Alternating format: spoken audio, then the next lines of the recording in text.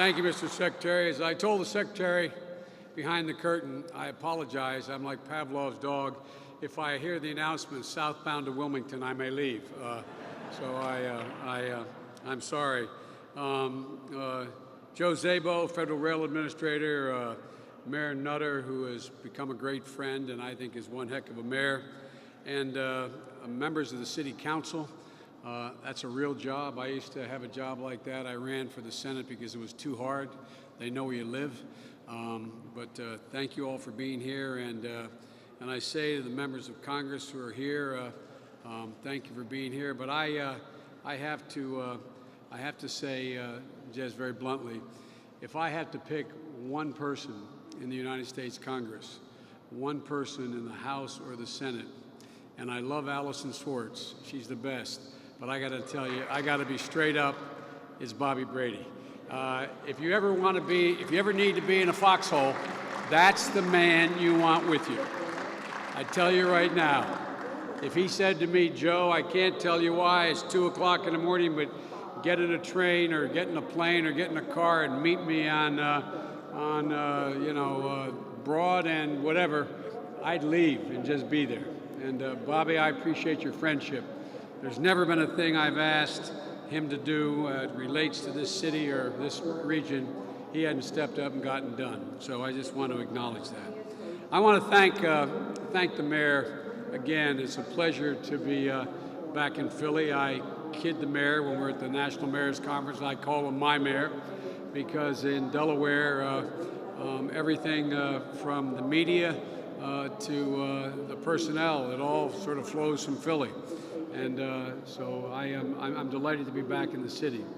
Back when I was a senator, I ended up in 30th Street Station every once in a while. It was probably on those few occasions when I fell asleep on the way home and missed my stop in Wilmington. Today, and that means that I literally, my dad would define this as a misspent adulthood. I've made over 7,900 round trips between Wilmington, Delaware, and Washington, D.C. Over 200 days a year, 36 years. And I think I only fell asleep, Allison, 3 times. I think only 3 times I ended up in Philly by accident. But it's a pleasure to be here today to talk about the investments we need to make and if we're going to, as the President said, win the future. And by the way, take away all the jargon, all the rah-rah lines. This is about, right now, 2011. It's about who is going to win the future. There's a fundamentally new competition going on in the rest of the world. We are so far ahead and so better positioned in spite of our economic difficulties that we're best positioned. But if we sit back, a lot of other folks are going to eat our lunch. We have to continue to innovate. Let me be clear. We all agree that we need to cut spending to get the deficit under control. That's why I know the Republicans want to do that, and so do we. The President's budget does that. We're prepared to do more. The President's called for a 5-year freeze on all spending except for security matters. And he's going to spell out the details of that when the budget comes out next week. We mean it. It's real. And it's going to hurt. It's going to hurt a lot of things we care about, but we have to get it under control. But as President Obama made absolutely clear in his State of the Union message, when it comes to jobs, there are 3 key places where we cannot compromise. We cannot compromise on education, innovation, or infrastructure. The rest of the world is not compromising on education, infrastructure, or innovation. The most prosperous nations of the future will be those who lead the world in innovation, that create not just the next new products, not just the next new job, but entire new industries to make sure they take root right here at home. It's not enough just to create more jobs. We have to create entire new industries if we're going to lead the world in the 21st century. And if we're going to do that, if we're going to be one of those nations, and I know not only we can be, we must be, then we need to commit ourselves to investing in those key areas that everyone knows are going to boost the free enterprise system that has always made this country an innovative powerhouse. This is not complicated stuff. It's hard, but it's not complicated. We also need to invest in our schools so that we start cultivating the world's next generation of great innovators. Simply put, we need to out-educate, out-innovate, and out-build all comers. It literally is that basic, it's that simple. If we do not do that, we're going to find ourselves behind in every way. That's how this country became number one. We out-educated, we out-innovated, and we also just outbuilt the rest of the world. Today I want to focus on outbuilding the competition. And by the way, I hope all countries do well. I really mean that. The better they do, the better we do, because we'll have more places to sell things to, more places to export to. Remember the old bad joke? They asked Willie Sutton by why he robbed banks. That's where the people are. I mean, that's where the money is. Well, why do we want other countries to prosper? Because if they prosper, they have the people and they can buy our products. That's the stuff that is going to make sure that my grandkids are going to do as well as I did. Because the truth is, even if we have the best people with the best skills and the most innovative ideas, those ideas will never reach their potential without a world-class infrastructure to support them. You're going to get to make, you're making widgets. If it takes 20% longer and costs 20% more to ship it out of the port of Philadelphia than it does out of the port of Hong Kong, where are you going to make your widgets? You're not going to make them in Philadelphia. You're not going to make them in the Delaware Valley. If it takes you twice as long to get your product to market, if it takes twice as long for you to get to market, then where are you going to go? Where it takes less time. The fact is, public infrastructure investments raises private sector productivity, promotes growth, and actually creates jobs. Not just the job it creates building the infrastructure, but the job it creates as a consequence of the increased productivity that flows from that. In a global economy, we can't forget that infrastructure are also the veins and the arteries of commerce. You think about it in those terms, they literally are the veins and the arteries of commerce. You know, if those passageways get clogged, commerce is going to suffer, and it's going to show up in the bottom line, and it shows up really quickly, really quickly. As we grow our economy, as we grow a nation, we need to invest in modern infrastructure that can support the ideas and the changes that have to take place in the 21st century. You know, the next 40 years, the United States is expected to increase its population by 100 million people in the next 40 years. 100 million people. By the way, 70% of all the people in America live within 50 miles of the Atlantic Ocean and the Pacific Ocean. 70%. And you know how congested we are now as a nation. What happens with 100 million more, a significant portion of them being along our coast? So we're going to need that infrastructure that's going to be able to accommodate more people and more goods than ever before. Folks, we've risen to these challenges before. America's led the world in building, in innovating, in transportation, in infrastructure for the last 200 years. That's been the story of the history of the journey of the commerce of this country. In 1830, the first steam engine locomotive, the Tom Thumb, ran along a rickety 13-mile trek from Baltimore to Ellicott Mills in Maryland. But it marked the beginning of a new journey, heading straight into a better, more imaginative future that built the industrial might of America.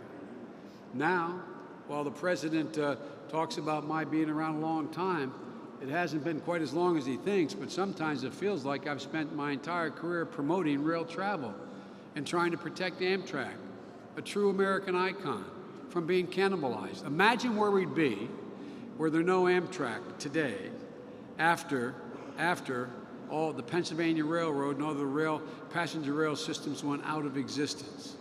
Imagine where we'd be today. This meant over the last 36 years fighting almost every single year to save Amtrak's budget in the Senate. But you know what? Every year we found support from some of the most unlikely sources. We found support from mayors and governors from states and small towns far from the coast that Amtrak connected together the economic hubs and the population centers.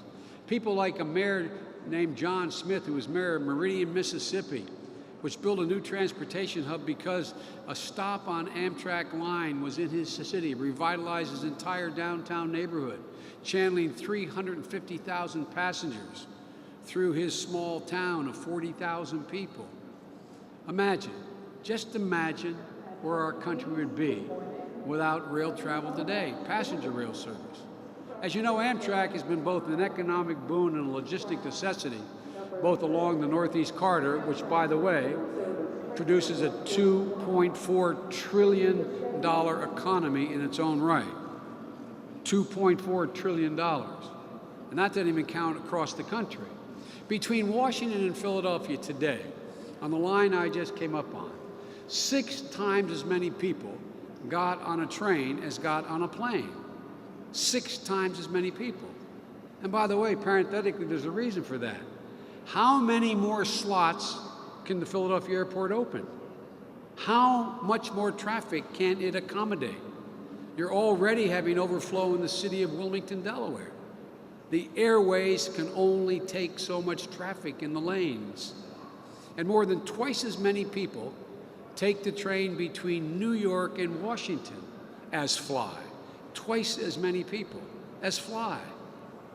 That's not only because it's convenient, it's also because there is an inability to actually accommodate much more traffic. The airways are congested. Consider this. If you shut down, and some of you are tired of hearing me saying this stuff, but if you shut down Amtrak's Northeast Corridor, it's estimated you'd have to add 7 new lanes to I-95 to accommodate the increased traffic. Shut down the lane, shut down the railroad, everybody who's transiting on the Northeast Corridor have to get an automobile or a plane.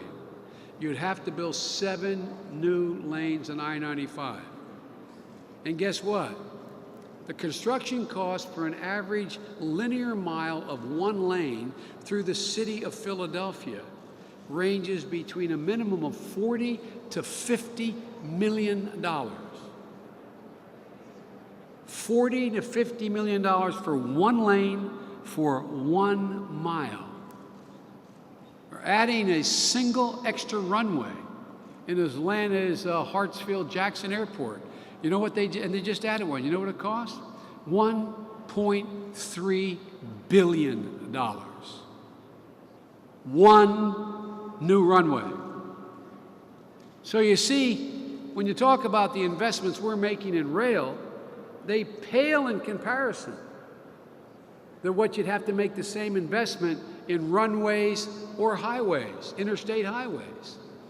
And that's before you factor in the environmental benefit of keeping millions of cars off the road, or the cost of delays caused by already existing increased congestion in the air and on the highways, where the percentage of flights in the air landing at least 2 hours late has more than doubled since 1990. I love it when, there's bad weather in Washington or in Philadelphia, and all of a sudden everybody has to get on Amtrak who's never got on it before.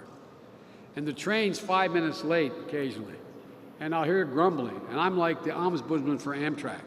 I'll literally get up and go to those business and say, tell me, how long were you waiting at the airport? How long?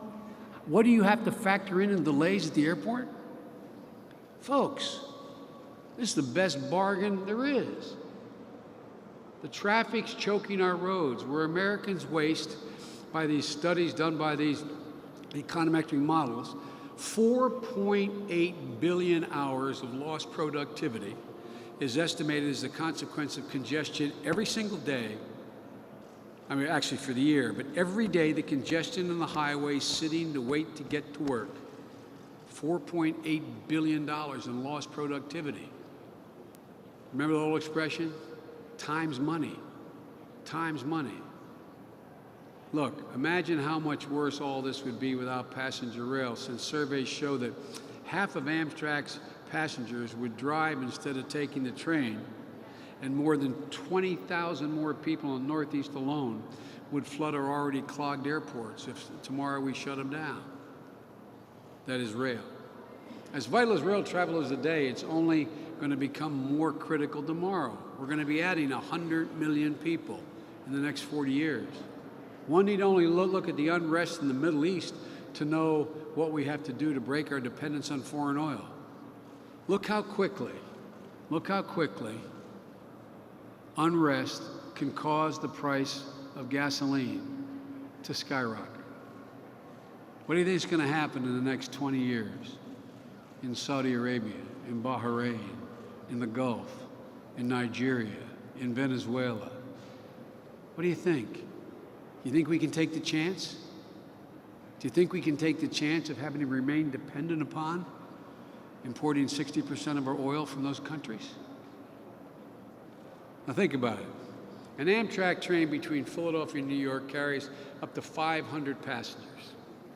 If those folks drove instead, they'd have to use 1,900 gallons of gasoline to get to their destination. The train gets them there with half the energy cost and 1/5 of the environmental damage. But don't just think about those big picture arguments of all those statistics I just gave you. Think about the difference rail travel makes in everybody's life. I know what it did for me in the Senate. I realize, as I said, commuting 4 hours a day and doing 7,900 round trips. My father were alive. If he knew that number, he'd refer to it as a misspent adulthood. But every minute you're stuck in traffic or working your way through an airport security, it's a minute more you could be spending with your families or on your business. Here's how I think of it. As I said, I made 7,900 trips from Wilmington to Washington on the train during my time in the Senate. If that time had been reduced by 10 minutes every trip, I would have spent 55 fewer days commuting and 55 more days with my family or doing my work. All of this is why during what President Obama called another Sputnik moment for our country, when we all have to step up our game in order to win the future, our administration has set a goal of ensuring that 80% of all Americans, individual Americans, have convenient access to high-speed rail in the next 25 years. We've already made a significant investment in 2 areas. First, improving our existing rail lines to make current train service faster. For example, some of you Philadelphians know the Keystone Corridor here, linking Harrisburg and Philadelphia.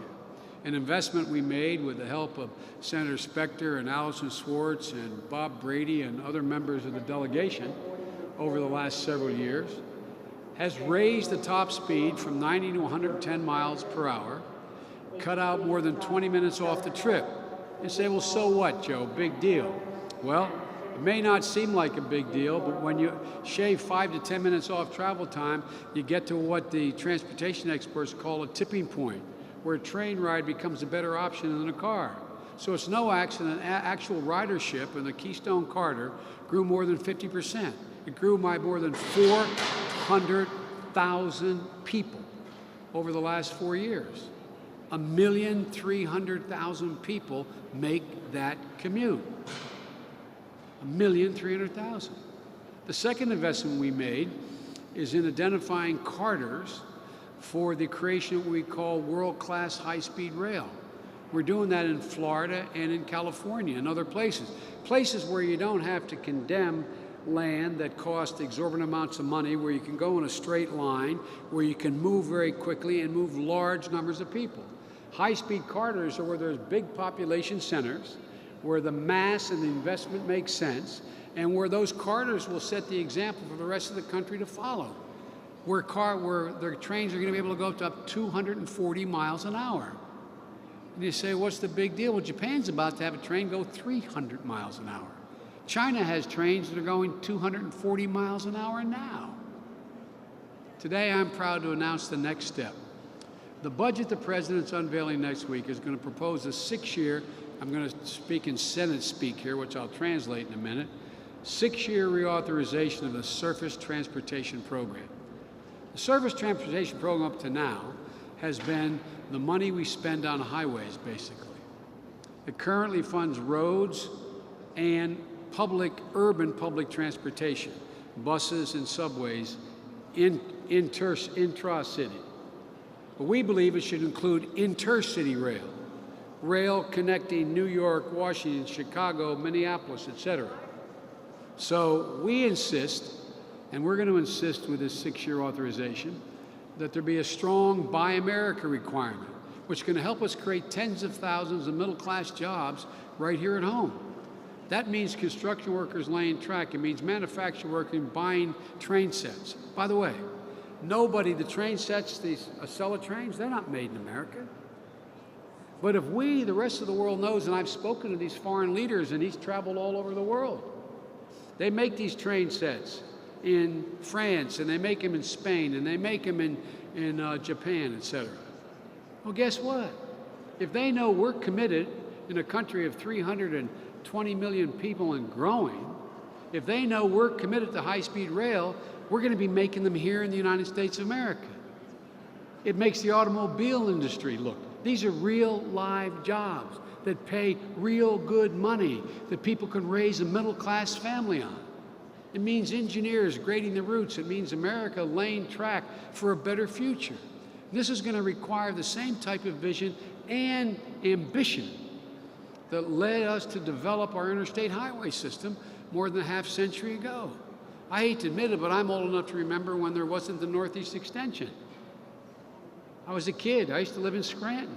We used to go up the long way through Bethlehem to get to Scranton from Wilmington. And they built, when I was about 10 years old, the Northeast Extension.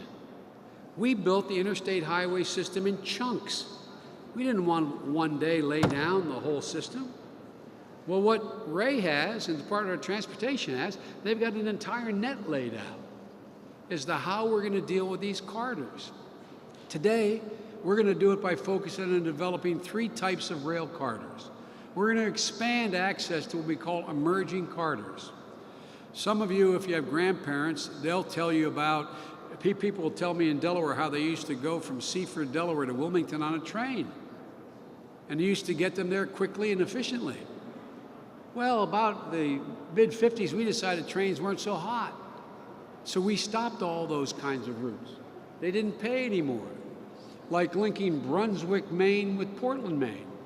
That once had a service where it makes good sense to reinstate it. It gives Americans greater access to the national high-speed system as well. And it saves billions of dollars, environmental cost, imported oil, and congestion. We'll increase the number of trips and decrease the travel time in regional corridors with trains running as fast as 125 miles an hour.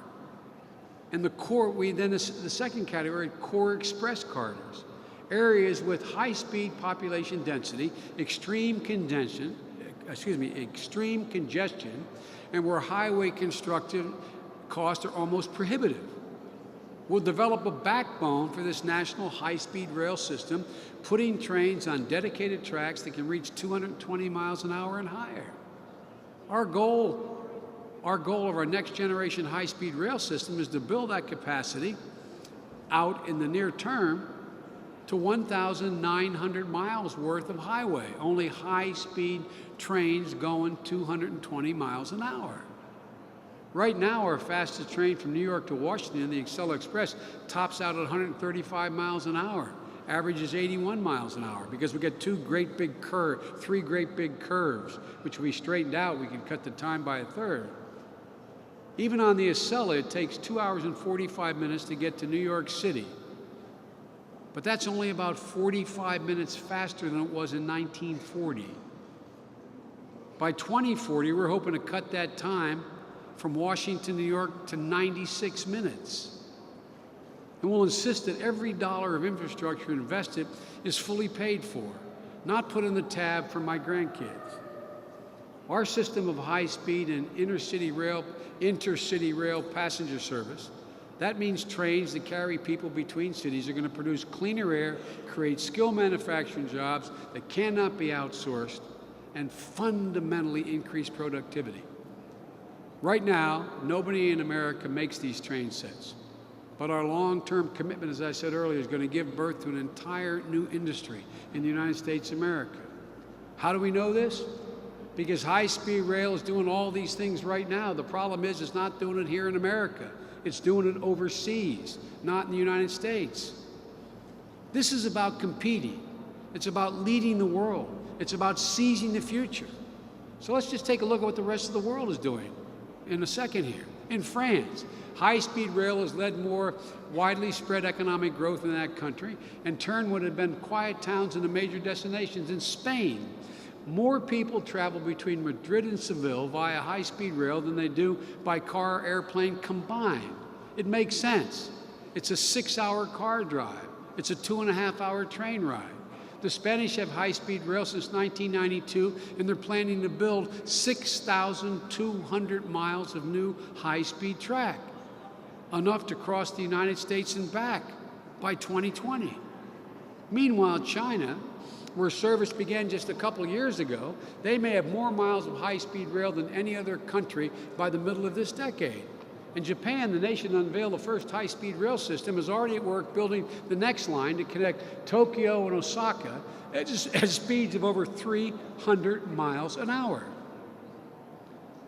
Look, I look at these countries and I see no reason why we shouldn't be leading the world. Why?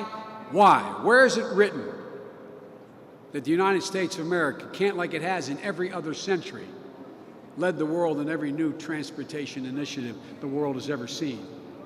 There's no reason, none. And there's an overwhelming imperative that we do. The last time America made an investment like this was in rails was during the 1860s. That's when Lincoln, working with the Congress in the midst of the Civil War, passed a thing called the Pacific Railroad Act and supported those acts with land grants and government bonds. Some of my friends, conservative friends, say government shouldn't be involved. Lincoln was in the middle of the Civil War, a good Republican, and he gave a $16,000 bond for every mile of track laid by a private railroad company, increasing probably by 25 years, connecting the East Coast and the West Coast by rail. Some people thought it was a ridiculous investment. Why would a country that's tearing itself apart in a civil war build a railroad from east to west? Thank God for President Lincoln. He believed, even facing this existential crisis, America always had to lead to the future. So in 1869, when those two sets of tracks met and the golden spike was hammered home, one newspaper wrote, and I quote, "We are the youngest of peoples, but we are teaching the world to march forward." If we don't get a grip, folks, they're not only teaching us, they're going to own our kids. We taught the world. As President Obama says, I didn't take this office, nor did he, to settle for second in anything. Look, indeed, we were teaching the world. That railroad was the beginning of a truly national economy that laid the groundwork for economic prosperity in the 19th and 20th century. I just want you to imagine a country being able to compete for world economic leadership in the 21st century without a coordinated transportation system that's modern, efficient, environmentally friendly, and truly national. Imagine, literally, imagine a country being able to lead the world in 2025 without being able to transport large groups of people throughout the world cheaply at high speeds, environmentally sound ways, and with great productivity. It's like imagining us being able to lead the 20th century out the highway system or the aircraft industry, linking every major and most minor cities in America. We believe the investment we're announcing today is the beginning of America's transportation network. And let me tell you, if we do not take this step now, if we do not seize the future, you tell me how America is going to have the opportunity to lead the world economy in the 21st century like we did in the 20th. We cannot settle. We're determined to lead again. and this is the beginning of our effort to once again seize the future. I thank you all, and it's beginning right here in Philadelphia. Thank you.